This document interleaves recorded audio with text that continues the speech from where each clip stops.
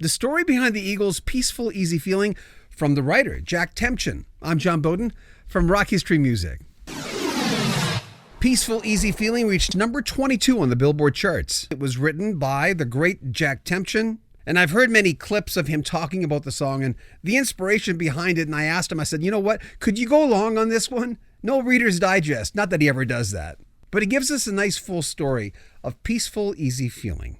Yeah, I mean, as much as I actually remembered, I tell certain things about it that I remember. But I had a gig and I made a date with the waitress for later, but she never came back to the club to get me, and I ended up having to spend the night in the club in El Centro. Then when I got back to San Diego, I saw a girl at the street fair with these earrings, and I never even talked to her, but I just put her in the song. And then I finished the song. I used to walk around with my $13 Stella guitar, just playing all the time, and I was at the Der Wiener Schnitzel on Washington Boulevard in San Diego waiting for my hot dog, and I finished the last verse of A Peaceful, Easy Feeling right there.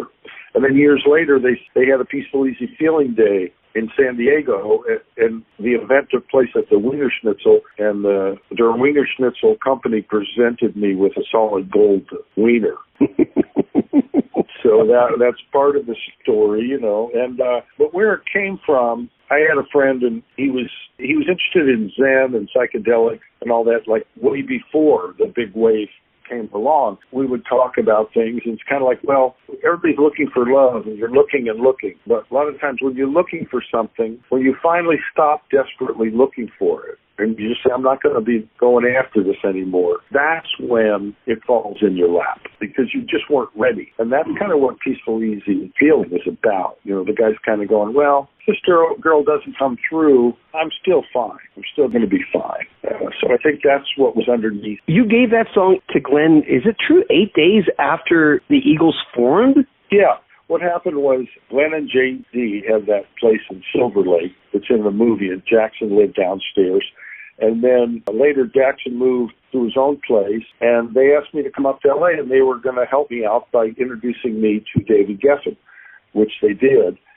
So I stayed at Jackson's for a couple of nights, and I was sitting there playing my new song, and Glenn walked in and said, hey, what's that? And so I said, well, it's my new song. And he had me sing it into a cassette recorder, which, of course, those don't exist anymore.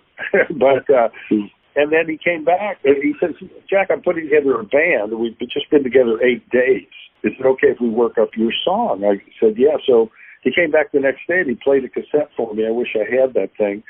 And it was the Eagles having just, like, worked up Peaceful, Easy Feeling. So that's how he got a hold of it. Then they went to England and recorded it and came back and came down to San Diego, played me the record that they had just recorded in England, and I was just going, wow. The first song was Take It Easy. I'm going, man, that's the best thing I ever heard. Then the second song was Witchy Woman.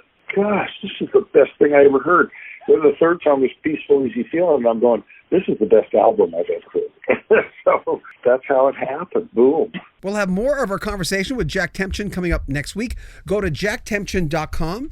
He has a brand new album coming out this summer. I'm John Beaudin. Make sure you comment on our videos, subscribe to our channel, and share our videos. This is Rock History Music.